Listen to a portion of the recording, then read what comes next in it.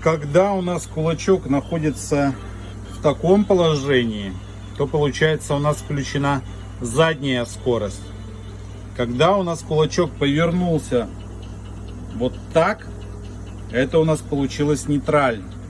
Когда у нас кулачок повернулся вот в эту сторону, самое маленькое, самое узенькое на кулачке место, это включилась передняя передача.